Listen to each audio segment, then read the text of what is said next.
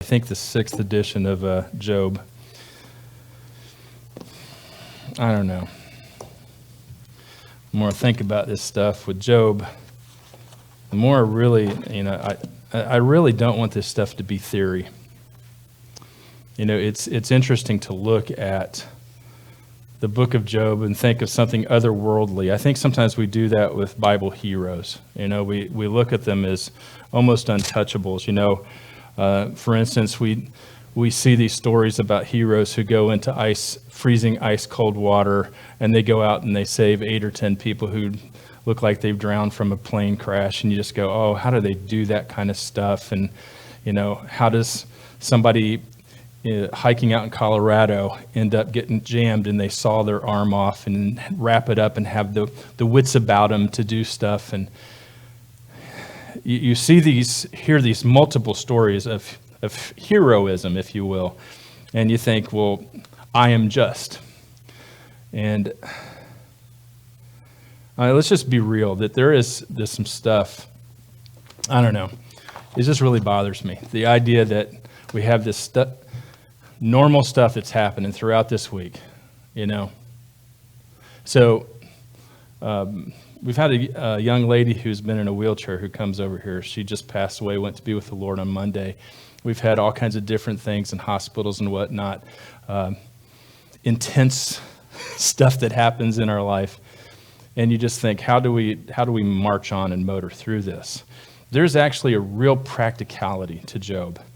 And that is really, I feel like I'm forcing it right now, but I really want us to understand that this isn't just about this study of this Job of antiquities, this guy that just lived so long ago. But there is a reality that we can trust in God and not be stuck in our past and not be stuck in our pain. That is so important for us to practically know that we can actually have that strength through the Holy Spirit and through His Word, through these stories, to know that we can walk through stuff and still at the end of the day sing, He gives and takes away. He gives and takes away. Blessed be the name of the Lord. That we can still actually live that way. And it's not because, again, that you're super spiritual or superhuman, but the fact that God is that good that no matter what happens, that we can actually live in a way that gives honor and glory to God no matter our circumstances. And just going over this, a lot of it just sometimes can feel way out there and untouchable, if that makes sense. And just begin because there's a quote I'm going to use here, which I'm going to really super highlight so that you can capture it, that usually pain is kind of abstract until it happens to you. It sounds, that's just, what happened to Job? Oh my goodness. And then when you're in the middle of it and it's on you, it's not happening to somebody really close to you that you love. It's on you. It's a different story that you end up telling yourself that go, yeah, but this is different. It just happens because we look at ourselves and go, this is different because it's happening to me. And you don't understand it. Nobody else has ever gone through this. I just really want us to capture what God is speaking to us, that He is good enough, and that because of everything that He's given us, that we can trust Him no matter what, and that God is still good, and that we do not have to stay stuck in our pain or stuck in our past. Yeah, anyway. I don't know whether that communicated or not, but it was just bothering me. And I wanted to say that. I just think so many times some of these stories just seem beyond our reach. And this is just real practical stuff. So at this point, Job's suffered some major losses and suffering. And in chapter 2, things are about to get worse. And I think it's much like the story of the young man who he's been learning how to be a paratrooper. Before his first jump, he was given these instructions. Jump when you're told. Count to 10 and pull the ripcord. In an unlikely event your parachute doesn't open, pull the emergency ripcord. And then when you get down there, a truck will be at the drop zone to take you back to the airport. The young man memorized all these instructions, climbed aboard the plane, and the plane climbed to 10,000 feet. They started to jump. And when the young man was told to jump, he jumped. And then he counted to 10. He pulled the ripcord. Nothing happened. The chute failed to open, so he pulled the emergency ripcord, and still nothing happened. No parachute. He says out loud to himself, "Oh, great, I suppose the truck won't be there either when I get down there." We have this snowballing avalanche feel sometimes when stuff happens. And you know what I mean by avalanche. I used one of the points, I don't know, it's all running together right now after chapter 2. But the idea that there was this one point called piling on, where you just feel like, no, there can't be another thing. There can't be one more thing. So if you've ever had, some of you guys are mechanics, teachers, writers. There's such an array of people where you've had those weeks where you just go, not one more thing, just not one more thing, just not one more thing. And it seems that this is the story of Job, especially in this first 2 chapters. It's crazy to think about this avalanche. So anyway, we're going to look at chapter 2. Apparently, we're going to look at all of chapter 2 instead of breaking it into 5 different parts. So, on another day, the angels came to present themselves before the Lord, and Satan also came with them. Seems like a repeat here, but it's very close to the same story that you saw in 1. To present himself before him, and the Lord said to Satan, "Where you come from?" Satan answered the Lord, "From roaming through the earth and going back and forth in it." And then the Lord said to Satan, "Have you considered my servant Job? There is no one on earth like him. He is blameless and upright, a man who fears God and shuns evil. And he still maintains his integrity, though you incited me against him to ruin him without any reason. Skin for skin?" Satan replied, "A man will give all he has for his own life, but stretch out your hand and strike his flesh and bones, and he will surely curse you to your face." And the Lord said to Satan, "Very well then, he is in your hands, but you must spare his life." So Satan went out from the presence of the Lord and afflicted Job with painful sores from the soles of his feet to the top of his head. Then Job took a piece of broken pottery and scraped himself with it as he sat among the ashes. His wife said to him, "Are you still holding on to your integrity? Curse God and die." He replied, "You are talking like a foolish woman. Shall we accept good from God and not trouble?" In all of this, Job did not sin in what he said. Now, do I include the last 3? Yeah, I do. When Job's 3 friends, Eliphaz, the Temanite, the Bildad, the Shuhite, the Zophar, the Naamathite, and heard all about the troubles that had come upon him, they set out from their homes and met together by agreement to go and sympathize with him and comfort him. And when they saw him from a distance, they could hardly recognize him. That's a very interesting statement there, by the way. We may hit on that a little bit next week. They could hardly recognize him. They began to weep aloud, and they tore their robes and sprinkled dust on their heads. And then they sat down on the ground with him for 7 days and 7 nights. You think sometimes you sit in a chair and it's very uncomfortable. Sit on the ground for 7 days, 7 nights. Anyway, they sat on the ground with him. No one said a word to him because they saw how great his suffering was. Yeah, I may have to hit some of that next week, so there may be a part 2 on chapter 2. Anyway, so this is I call it the dual part do. You know how to say French, right? Yeah, yeah. Anyway, so I like Robert a lot. And we've done duels before. I don't know if you're up to it, bro, but I think I got you beat on this one. Anyway, that is no way to talk to Robert, by the way. That's kidding, and we're not going to do that at all. But anyway, I thought it'd be funny. By the way, that gun came from Robert, so he knows how to use it better than I do. So once again, there comes another day. You would have liked to seen it, though, wouldn't you? Would you like to seen that? Real bullets? Yeehaw! Somebody's going down today. Boy, it's a Sunday. It's the last Sunday for somebody. Anyway, once again, there comes another day when the angels are meeting with God and the devil shows up. It seems like it's a repeat story. God asks him where he's been. He answers, "I've been roaming the earth." And then in verse 3, the Lord said to Satan, "Have you considered my servant Job?" It sounds like just a repeat here, but this is a very interesting repeat.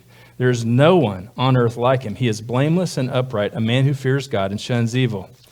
And The "and" part here is very cool. And he still maintains his integrity, though you incited me against him to ruin him without any reason. After all that had transpired in chapter 1, it seems like God is truly kicking sand in the devil's face at this point. This is a win. This is a big God win. Have you considered my servant Job? You want to talk about rubbing it in the face. He's already done this. And so then he says it one more time. Oh, you've been roaming around still. Okay. Have you considered my servant Job? Like all this backstory, he knows, hey, you already tried it. You've already done this. God is really, he's not forgetful. He knows that he already, hey, have you considered my servant Job? But he does it again. This is just, God can brag because God can brag. Have you considered my servant Job? You did all this stuff to Job's livestock, to his servants, to his buildings, all of his kids. And at the end of the day, he still praised me. You know, the devil had to be incensed by God even doing this little kick of sand. The devil had to be like just steaming. You dirtbag, devil. And then God adds, there's no one like him. He's blameless and upright, a man who fears God and shuns evil. So then after this body blow that God gives to Satan, he gives him an uppercut and says he still maintains his integrity. It is a mighty blow that God gives to Satan. First, the Lord slams it home by saying, as hard as you have tried, everything that you threw at him, devil, my servant still didn't budge on his view of me, and he held on to his integrity. Wouldn't that be really cool for God to continue to say of us, no matter the circumstances that come in our lives, that we just don't lose it, that we don't quit, that we don't just want to pull our hair out and be able to go, no, God's still good. And God to go, look, devil, you can't touch that. You can try. You can try. Now, integrity has an interesting connotation here. It actually gets translated perfect. It's not the best word for it. We see it in the Greek sometimes translated. We see sometimes a Greek word translated perfect. Be perfect as I am perfect. Some people say be holy as I am holy. It's an interesting word. So the intent is here of this particular word of integrity in Hebrew is standing firm, being unshakable, didn't change his original stance, didn't waver, stayed consistent. You thought you could make Job curse me after you assaulted his life and family, but he only responded in worship. That's the integrity of staying consistent and unmovable, no matter what you have to throw against me. It's sometimes kind of like some of these trees that we've seen. They may have lost a few branches or something, but those trees, some of them, the real strong ones, they just stayed upright and just like, yeah, come on, Ian. And it's this idea of integrity. That building had integrity. This tree had integrity. That man or woman has integrity. After all that comes against it, I think about it, it's this... It's shown when it's visible, but especially, I think, when nobody's watching. That's when integrity really gets, I think, full display. Because you can sometimes kind of pretend and maybe do a little bit of show of integrity, but when you're all alone and the real you, the real stuff comes out, that's when we really get to see the beautiful imagery of consistent heart and integrity. I think about the cross-country race in 1993. That's been a few years ago. How many is that, 30? 30, oh my goodness. 1993, the NCAA Division II track and field competitions. There's 128 runners in the field. Some of you who actually follow that kind of stuff may remember it. Anyway, I thought it was very interesting. As they set out on a 6.2-mile run, they follow a course that's marked out by race officials. And toward the end of the course, one of the runners in the middle of the group realized something was wrong. His name was Mike Del Cavo of Western State College in Colorado. He saw that the main pack had missed the turn, and he was there waving for them to follow me. This is the right way. This is the right direction to go. This is the right turn to take. He told an interview after the race, and he was right. But only 4 runners actually ran the correct course. Everybody else took the shortcut. In a widely criticized decision, race officials allowed the abbreviated route to stand as the official course. Hey, it happens, you know. A lot of times we really like to think life is fair. It's not.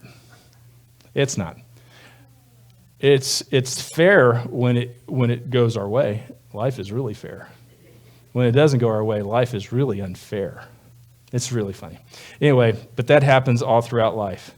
Everybody's had one of those moments, if not more than one of those moments in their life.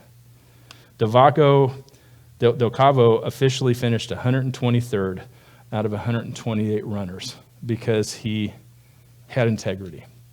He went the right way instead of going where people were going on a short. But you know what? All this stuff may have happened against him, but he could stand with integrity. And that's the difference. The world does not always reward staying on track, literally and figuratively. But the path we follow is important to God. And when we stand before the Lord, there will no be shortcuts be recognized. And only those who have run this race by his word will be honored. That is this life of integrity. Job gives us a great example of it. No matter what anyone else does or says or thinks, I am going to choose to honor God, obey him, and worship the Lord in every circumstance. In contrast, Adam, the very first man, you remember his story. He was made upright. He was literally perfect. That was a real word that could be used. And when tested and tempted by Satan, did not hold fast to his integrity, but actually lost his integrity. One other interesting observation in the phrase that God uses when talking to Satan, it really kind of stands out. You have to kind of look at it a couple of times. God says to Satan, you incited me against him to ruin him without any reason. Now that seems a little like, can God really say that? It kind of, what? I have to read that. I have to go a little deeper into that. God is not saying that the devil made him do this against Job. That is not what he is saying here. It is not consistent with who God is. It's not consistent with who the devil is. It doesn't make any sense the way the English comes. Basically, this is a boast. God is saying, I told you. I'm the one that told you to consider my servant Job.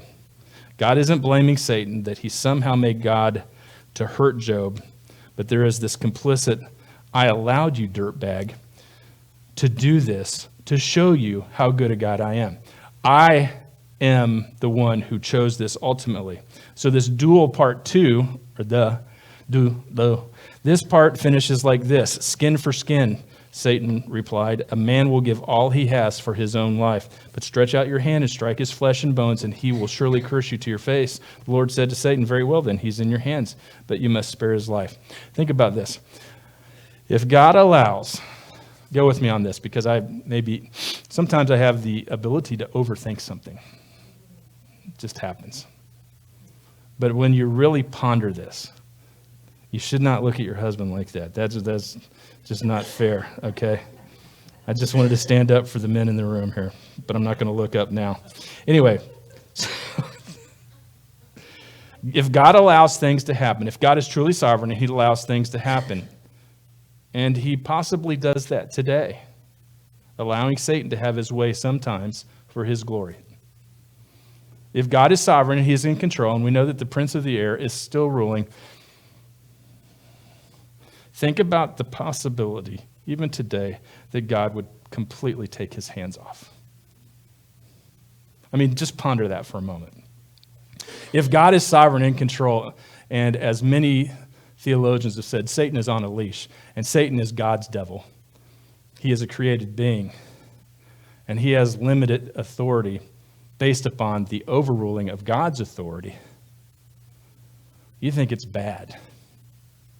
We have no idea what that world looks like, where God has completely taken his hands off and Satan is the complete controller. And we just don't know what that looks like. So can I also suggest, thank you, God, for your sovereignty, that you are actually overseeing everything and nothing is allowed, that we've repeated before, nothing is allowed Satan except what is allowed by God that Satan can do. And if that's true, if Satan is truly under the authority of the sovereignty of God, thank you, God, that God is still God. And I think that's why that Job can truly say, he can't go, this is devastating if God is sovereign. You can't do that. You can't say, well, my life is ruined. Everything is horrible. Nothing is going right, because God is sovereign in this. And when you recognize the sovereignty of God, everything else has a right perspective of what tragedy looks like in this life, if God is in control. This kind of theology and theodicy, this thinking about who God is so important in your daily life on how you operate. It changes everything from negative attitudes to just being grumpy. And in general, every time that we tend to go down these emotional roads, that all of life is against us. My boss hates me. Every driver is against me because they want to use my lane and cut in front of me and be slow. You just think, and what happens is we do get very egocentric in our lives. That's called the fallen person. That's the fallen man. That's the fallen woman. And because we do think about ourselves first in our fallenness, it is so easy to live in this tension of, what about me? And obviously you don't understand having conversations just even this morning, this idea of how strong we talk about our past and how it can be just as emotionally charged right today, even if it happened to us 10, 15, 30 years ago. And when we talk about it with such intensity, it's still very real and alive in our lives. Holding control and taking occupancy of the present moment. As opposed to, God, you've got to really take this. Even though I've asked you to take it 300 times, you really must take it, and I actually have to surrender it and to go, you're still in control and sovereign. You know what I mean about things controlling you from your past, right? Okay. So I really like the idea that Satan does not have 100% of his way on this planet. This is a truth that we really have to rest in and live in, because it really sets everything correctly in our minds. But to really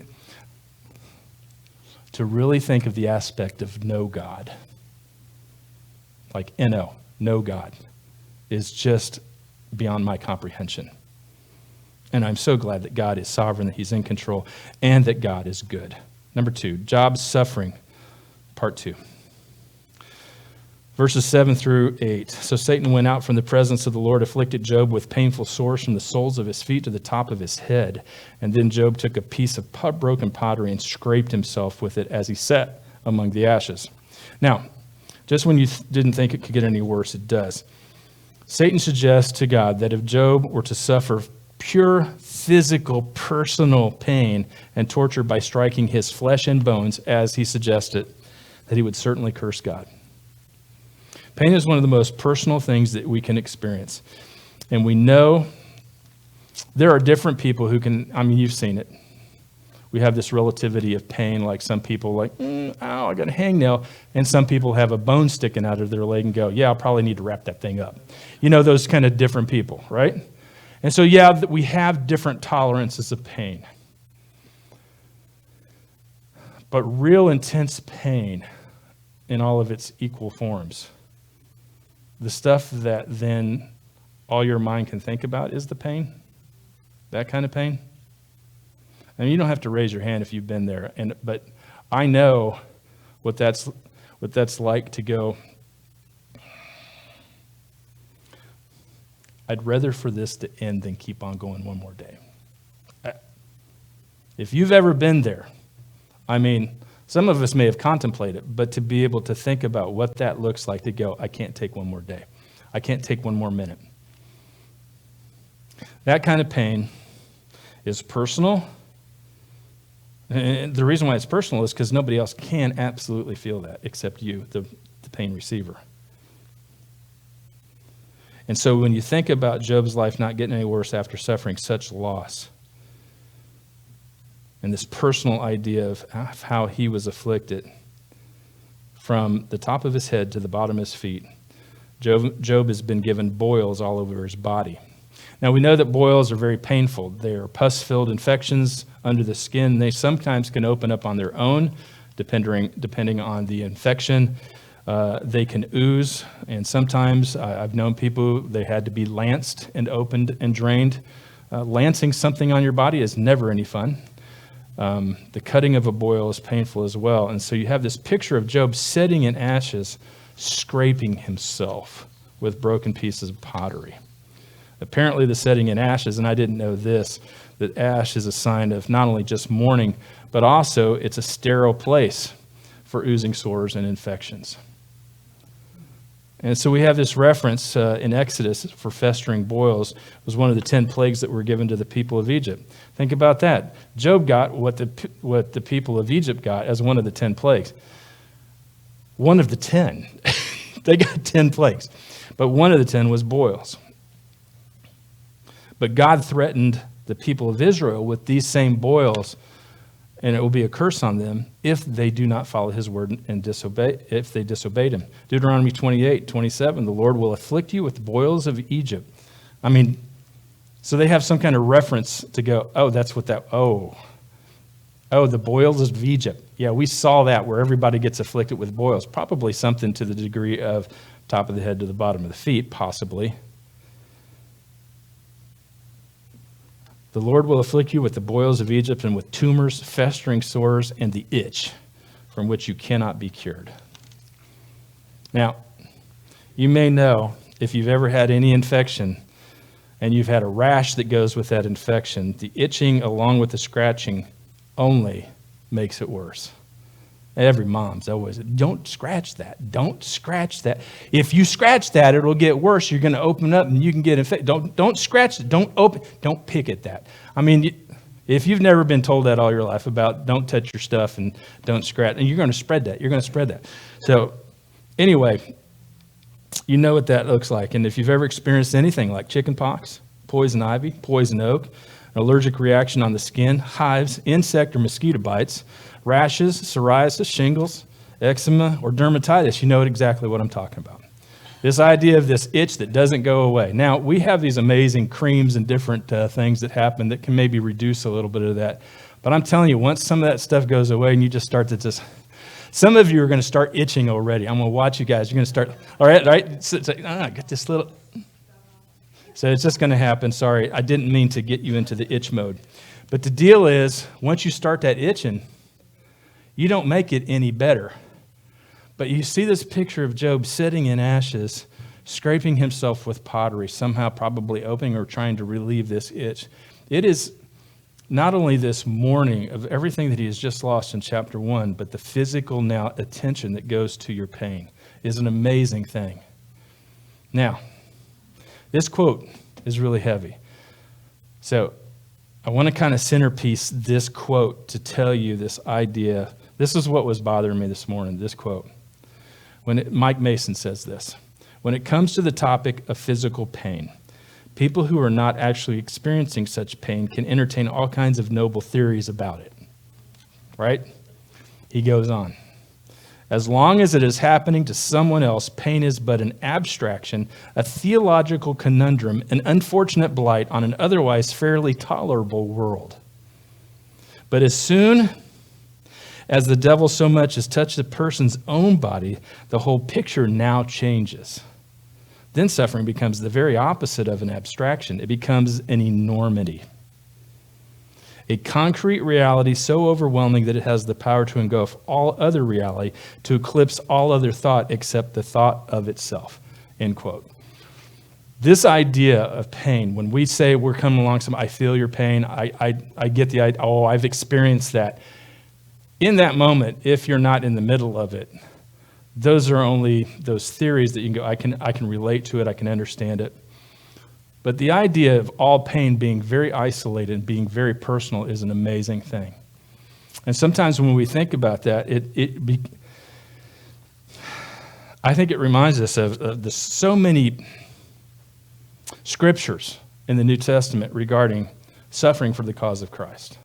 This idea of suffering is almost like we get the command, the promise, if you will, that you will suffer for the cause of Christ. You will, in this world, you will have trouble. You will have pain. You're not going to avoid it. And if you're a Christian, the more so. The possibility of more so if you're a Christian. And so this idea that believers throughout history have been able to bear up under a lot of different things.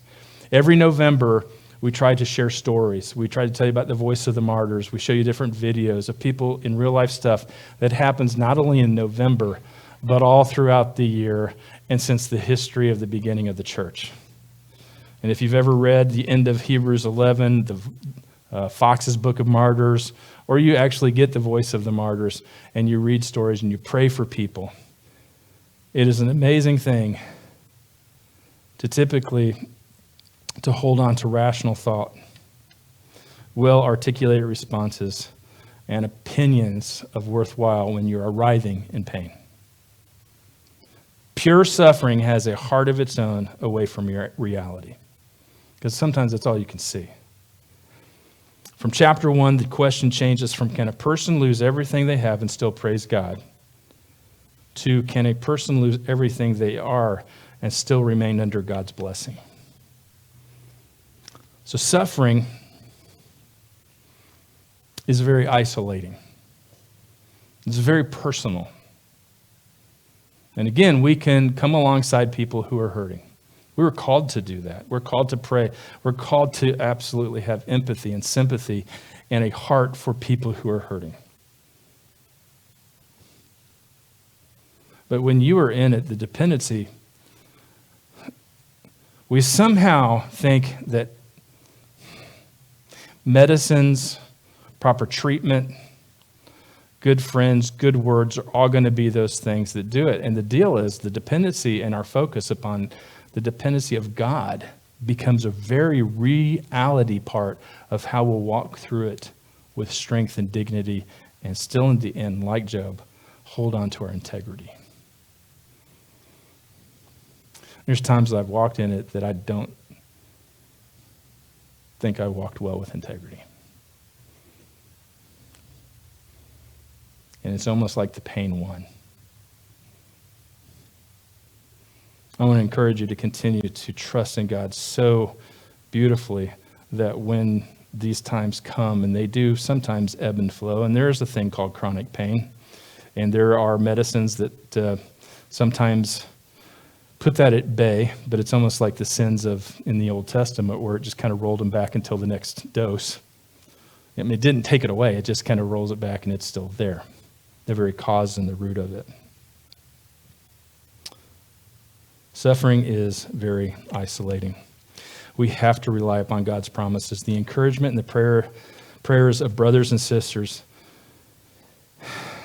And we have to and must focus on what is true about the very nature of God and who he really is.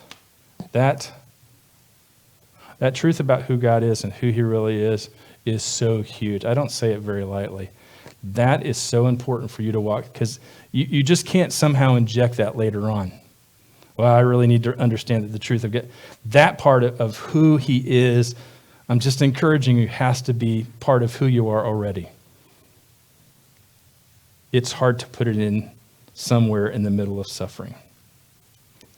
So, does God change and abandon us when we suffer? And how much suffering can a person take and cling on to the truth? I just want to share with you Romans 8, chapter 8, verses 35 through 39. Who shall separate us from the love of Christ? Shall trouble, hardship, persecution, or famine, or nakedness, or danger, or sword?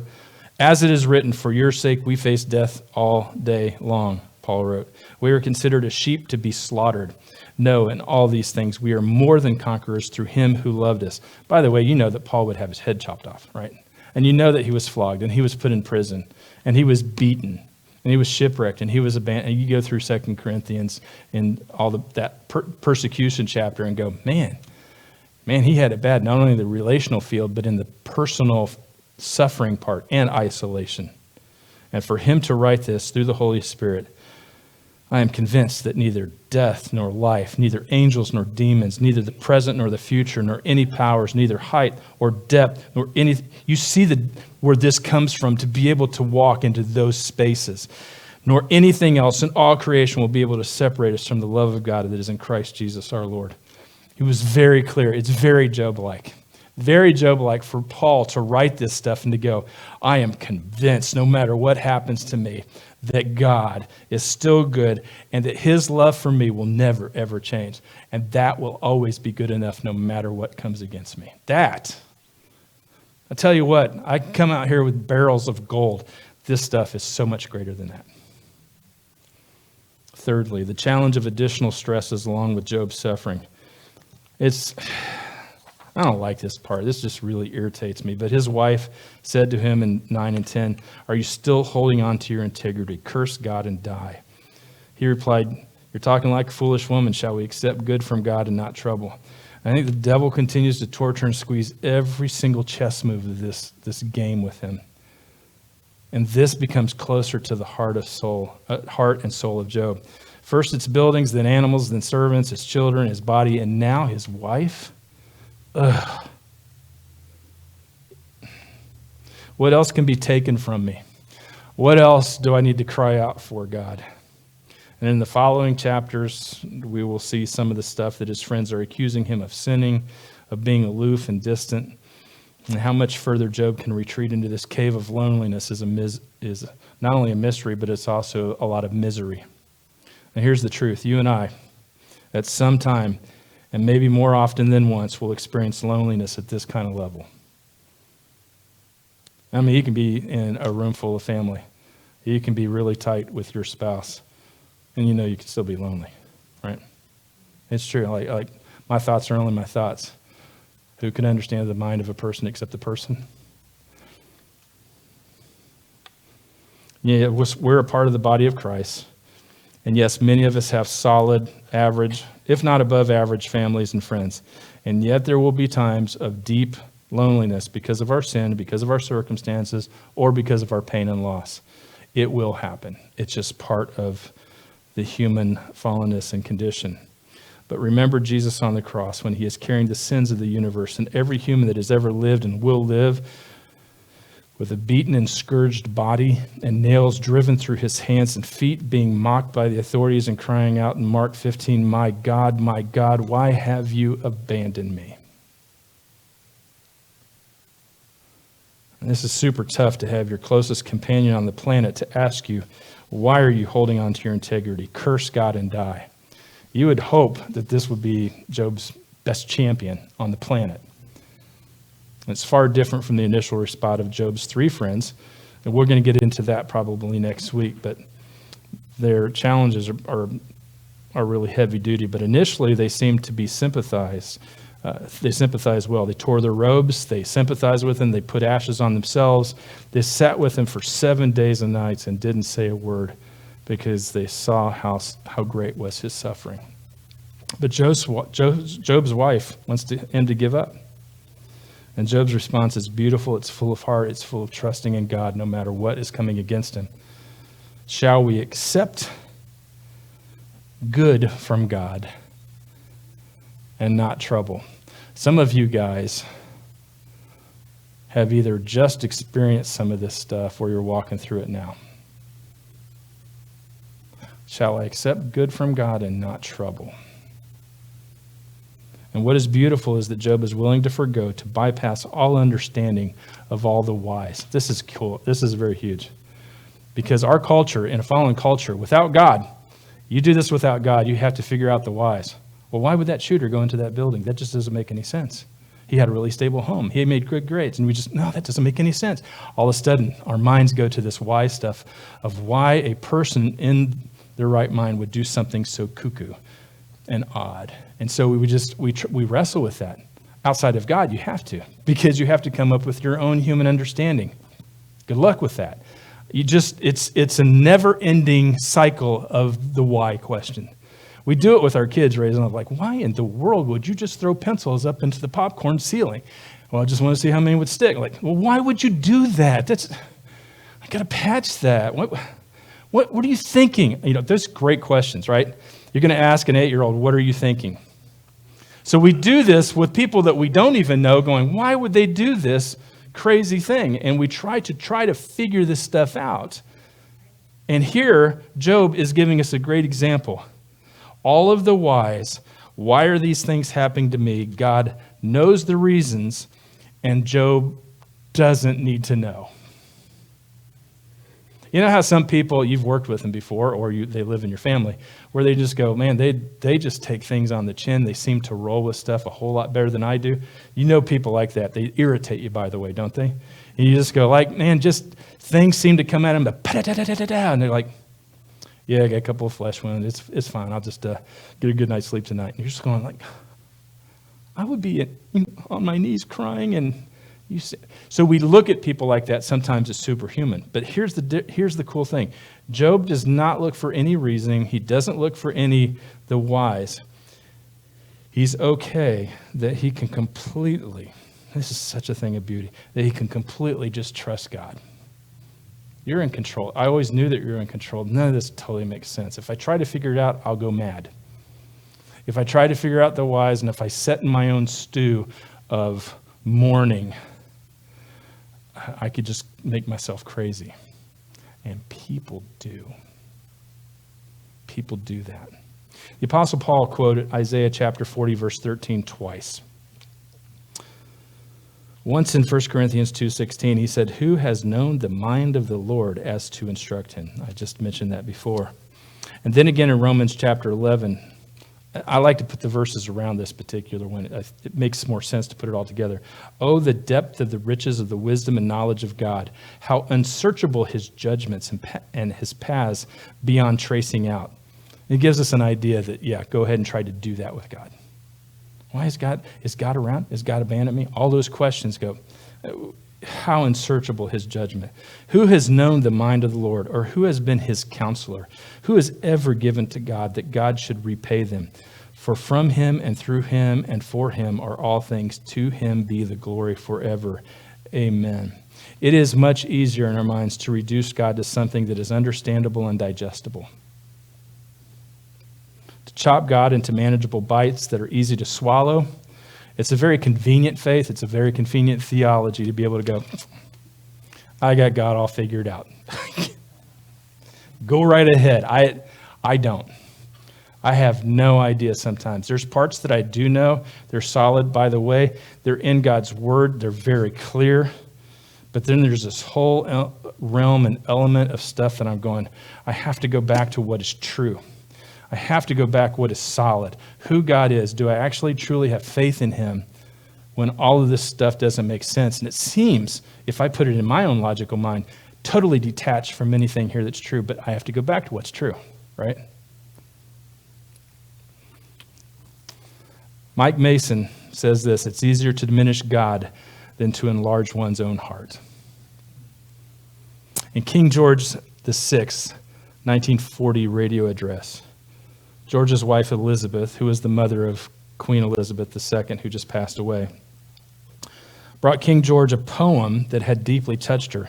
George VI used some of the first lines of the poem, "God Knows." It is also known as The Gate of the Year by Minnie Louise Haskins, to illuminate the spiritual comfort he believed his subjects might seek as the Axis powers confronted the Allies in the early days of World War II. Now, I want you to notice how they relate to Job in trusting God through suffering. May these words minister. I don't know how closely related to Job was. I just thought it was a really good matchup. God knows.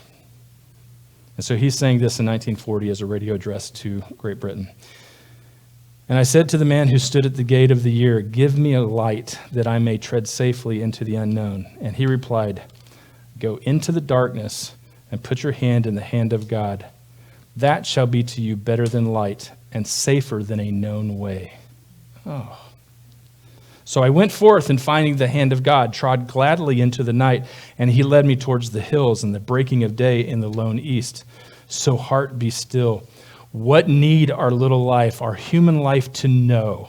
If God hath comprehension in all the dizzy strife of things both high and low, God hideth his intention. God knows his will, his best. The stretch of years which wend ahead so dim to our imperfect vision are clear to God. Our fears are premature. In him all time hath full provision. Then rest until God moves to lift the veil from our impatient eyes.